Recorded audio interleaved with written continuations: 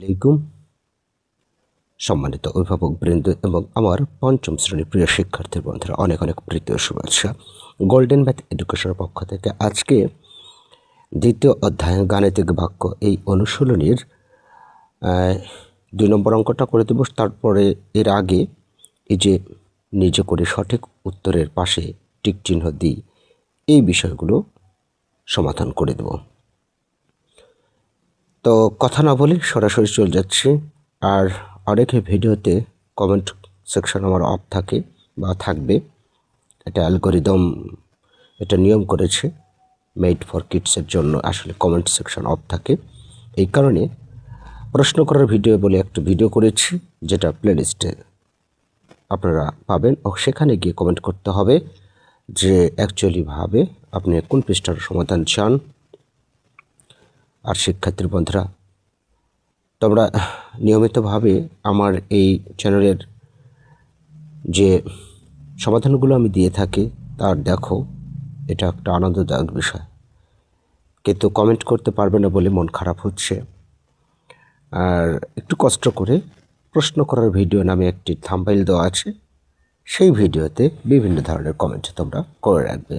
মনের যেটা তোমাদের সমস্যা, সে সমস্যার কথা উল্লেখ করে পেজ এবং ক্লাস উল্লেখ করে কমেন্ট করবে। যাই হোক, এখানে লক্ষ্য করো যে 12 থেকে 7 বিয়োগ, এখানে ব্র্যাকেটের কাজ অবশ্যই আগে করতে হবে। ফার্স্ট ব্র্যাকেট রয়েছে আর এটা হচ্ছে ফার্স্ট ব্র্যাকেট, এই ব্র্যাকেটের মধ্যে যা থাকে তার কাজ আগে করতে হবে। তো 12 থেকে 7 বিয়োগ দিলে থাকে হচ্ছে 5, তাই না? 12 থেকে 7 বিয়োগ দিলে কত থাকে? 5 থাকে। এখন 5-এর সাথে 2 গুণ অবস্থা আছে, তো 5 গুণ 2 মানে 10। আর 10 থেকে যদি এই 2 বাদ দাও তাহলে হবে কত? 8। উত্তর 8। 2 নম্বর, কয়টি 50 টাকার নোট মিলে এই যে 2000 টাকা হবে? অঙ্কটাকে যদি একেবারে শর্টে নিয়ে আসতে চাই, প্রথম অবস্থাতে এখানকার 1 শূন্য আর এখানকার 1 শূন্য বাদ দিয়ে দাও, থাকবে হচ্ছে 5 দিয়ে 200কে ভাগ। তো এই 200কে যদি 5 দ্বারা ভাগ করো তাহলে 4 5 20, এই শূন্য একটা অফ থাকে, এই শূন্য একটা এখানে নিয়ে যাও, তাহলে 40। উত্তর ঘ। জামিল 32 টাকা দিয়ে 4টি কলম কিনল। 15টি কলম কেনার জন্য তার কত টাকা লাগবে? 32 টাকা দিয়ে 4টি কলম কিনল, বিষয়টা বুঝতে হবে। এখান থেকে 4টি কলমের দাম হচ্ছে 32 টাকা, একটি কলমের দাম কত সেটা বের করা যায়নি এখানে, তাই না? তো একটি কলমের দাম বের করে নিই আমরা। 4টির দাম যদি 32 হয় তাহলে 4 8 32, একটি কলমের দাম হচ্ছে 8 টাকা। এখন 15টি কলম কেনার জন্য তার কত টাকা লাগবে? একটু লক্ষ্য করো, এই 15কে যদি আমরা 8 দ্বারা গুণ করি, যেহেতু একটি কলমের দাম 8 টাকা, তাহলে 5 8 40 শূন্য, হাতে থাকে 4, 8 কে 8, 8 4 12, 120 টাকা। উত্তর ঘ। এর পরবর্তীতে 4 নম্বরটা, 1 ডজন পেন্সিলের দাম 48 টাকা হলে 8টি পেন্সিলের দাম কত? 1 ডজন মানে 12, তো 12টির দাম 48, অর্থাৎ 4 12 48, তাই না? তো 1 ডজন মানে 12টি, 12 দ্বারা 48কে ভাগ করলে 4 হবে, 4 12 48। 4 দ্বারা 8টিকে, যেহেতু একটি দাম 4, 8টির দাম হবে 4 8 32। কোথায়? এই যে ঘ নম্বরটা। 5 নম্বর, 334টি আম 15 জনের মধ্যে সমান ভাগে ভাগ করে দিলে কয়টি আম অবশিষ্ট থাকবে? এখানে অবশিষ্টটা বের করতে হবে। তো 15 দিয়ে ভাগ, এখানে বলেই দিয়েছে 15 দ্বারা ভাগ, তো আমি 15 দ্বারা যদি ভাগ করে দেখি কত হয়, 3 3 4, একবার এখানে ভাগটা করে দিলাম, 15 2 30। ওকে, 3 কেটে আসলো, এখান থেকে এই 4 নিচে নেমো, তো 34, আবারও 15 দুগুণ 30, বোঝাই যাচ্ছে 4 আছে কি 4, ইয়েস, ক নম্বরটা উত্তর। ঠিক আছে, উত্তর ক নম্বর। এর পরবর্তীতে 6 নম্বরটা, মাতার বয়স কন্যার বয়সের 3 গুণ। মাতার বয়স কন্যার বয়সের কত গুণ? 3 গুণ, অর্থাৎ 3 গুণ বেশি মাতার বয়স। কন্যার বয়স 15 বৎসর, কন্যার বয়স কত? 15 বছর। 10 বছর পর মাতার বয়স কত হবে? এখন কন্যার বয়স দেওয়া আছে 15 বছর, মাতার বয়স তার চেয়ে 3 গুণ বেশি, তার মানে বর্তমানে 3 15 45 বছর বয়স হচ্ছে মাতার। 10 বছর পর মাতার বয়স হবে আরও 10 যোগ, তার মানে 55। ওকে, এবারে 7 নম্বরটা, এই ফাঁকা ঘরে কোন চিহ্ন বসবে? তো এই জন্য আমাদের কি করতে হবে? বাম পক্ষেরগুলো কাজ করতে হবে, আর ডান পক্ষের কাজ আলাদা আলাদা করে বের করতে হবে। আর এজন্য আমাদের প্রয়োজন, দেখো এখানে আমি গুণের কাজ অথবা ভাগের কাছে যে কোনো একটা যদি করি তবুও মিলে যাবে। যেমন 5 ছক 30, 30কে যদি গুণ করো ইয়া ভাগ করো 2 দ্বারা 15, আবার এটা দ্বারা যদি এটাকে ভাগ করো 3 দুগুণে 6, 3, 3 দিয়ে 5কে গুণ করো, 3 5 15, অর্থাৎ যেভাবে কাজ করো এটা এই বাম পক্ষের এটা 15 আসবে।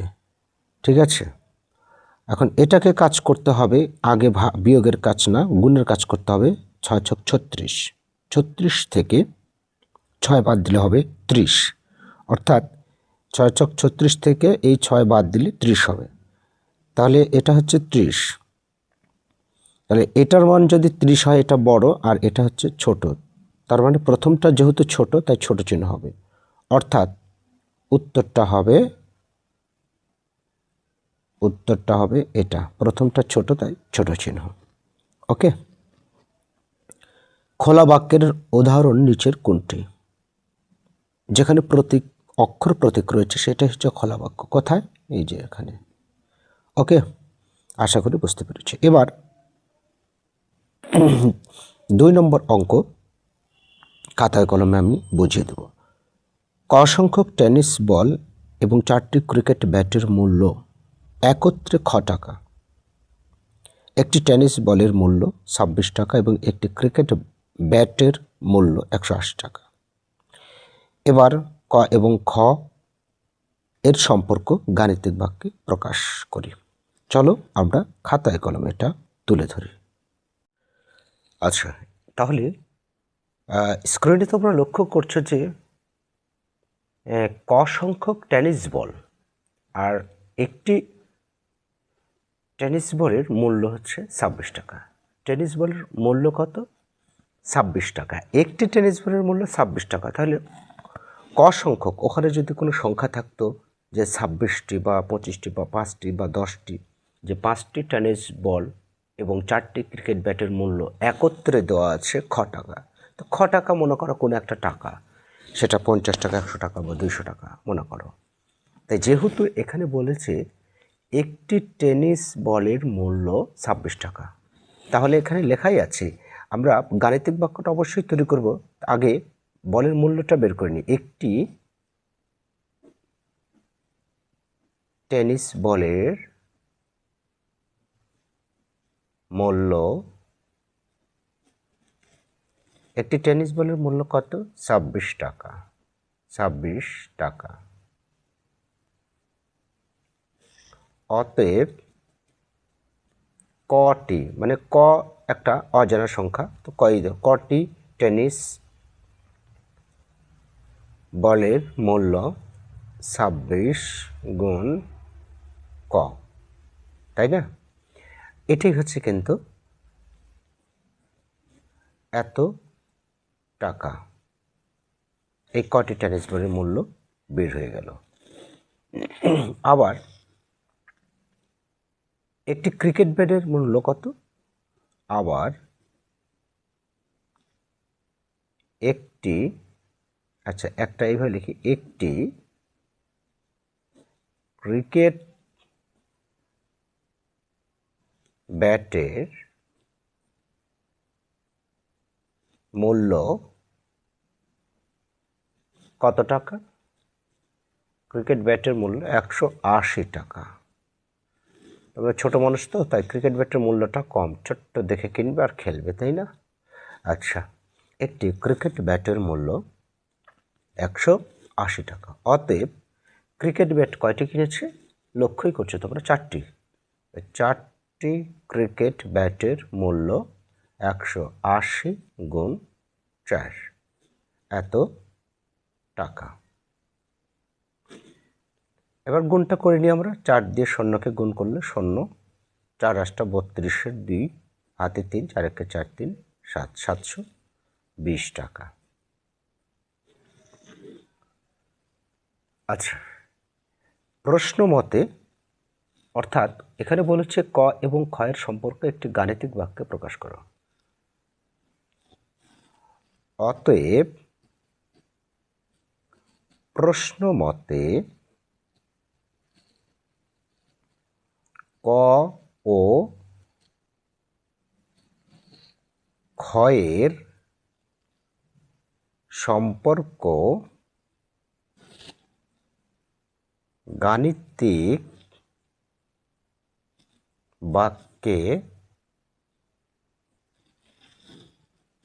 প্রকাশ করলে হবে, একেবারে গল্পের মতো করে প্রকাশ করলে হবে। তোমার যেহেতু বলেছে ক সংখ্যক টেনিস বল, তো ক সংখ্যক টেনিস বল কত টাকা? এই যে একত্রে, এই যে 26 গুণ ক, এবং 4টি ক্রিকেট ব্যাটের মূল্য, 4টি ক্রিকেট ব্যাটের মূল্য কত? এই যে, অর্থাৎ এটা যোগ 720, এই মূল্য একত্রে কত টাকা? খ টাকা। এই হচ্ছে গাণিতিক বাক্য। ওকে, কত সুন্দরভাবে আমাদের একটা সমাধান হয়ে গেল। আগে আমরা বের করে নেব একটি টেনিস বলের মূল্য 26 টাকা, অতএব ক সংখ্যক 26 গুণ ক।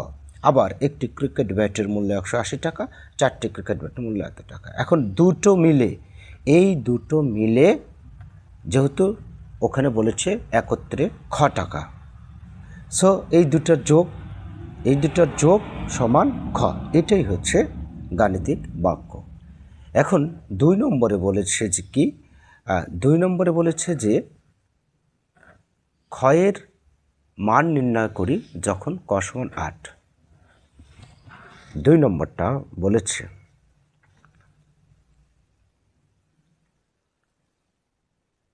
আচ্ছা 2 নম্বরটা আমরা এইভাবে ভাষাটা লিখতে পারি,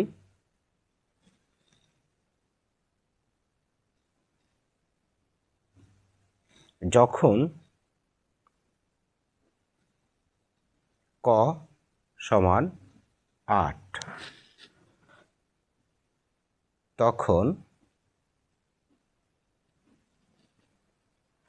এই যে 26 গুণ ক যোগ 720 সমান খ, বা 26 গুণ ক এর মান কত?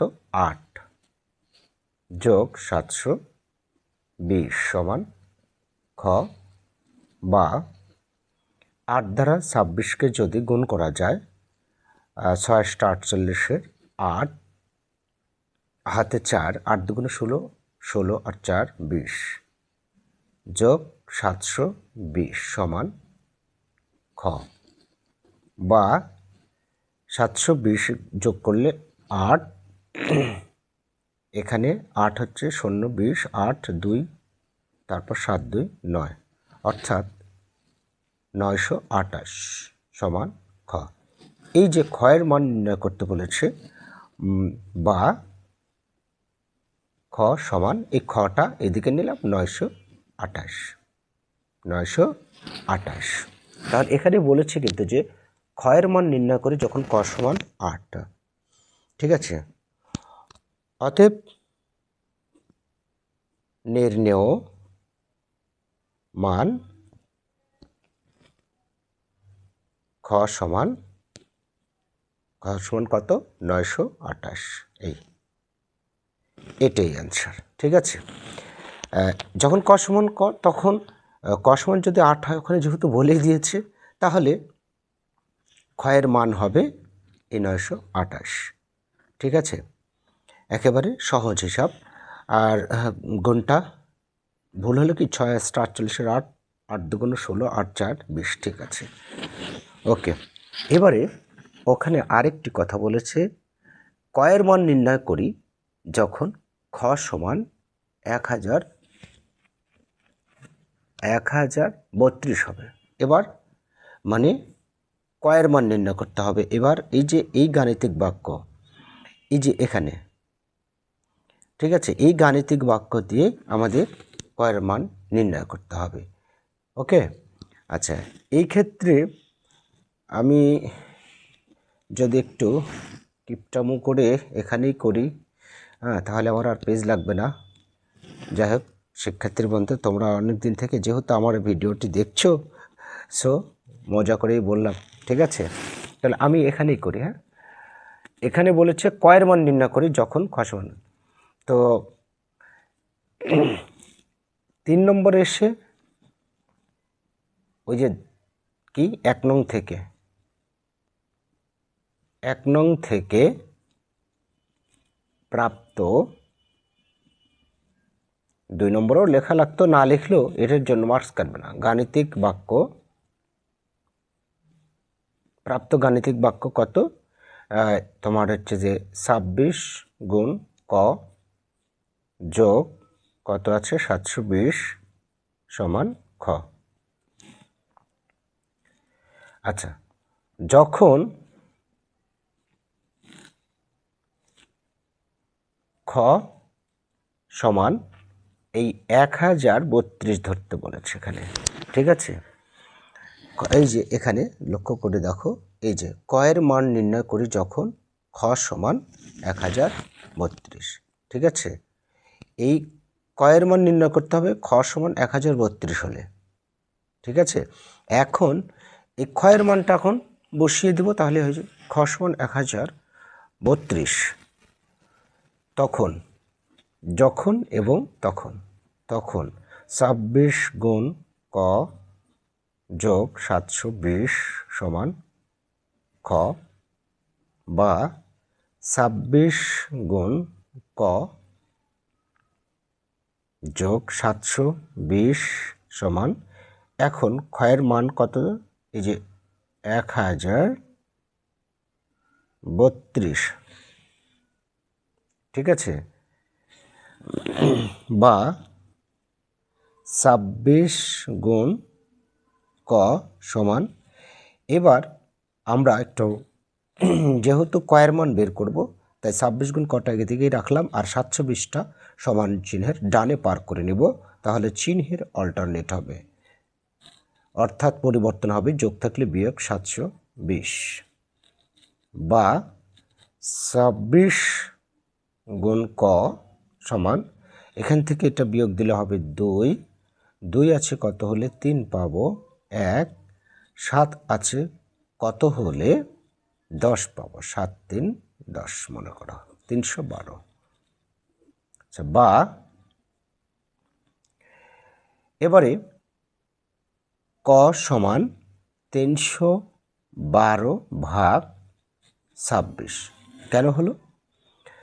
অ্যাকচুয়ালি ভাবে এখানে এই কয়ের সাথে 26 গুণ অবস্থায় আছে। 26কে যদি আমরা এবার সমান চিহ্নের ডানে নিয়ে যাই, অর্থাৎ বাম থেকে যখন ডানে নিয়ে যাব, তখন সেটা ভাগ চিহ্ন হয়ে যাবে।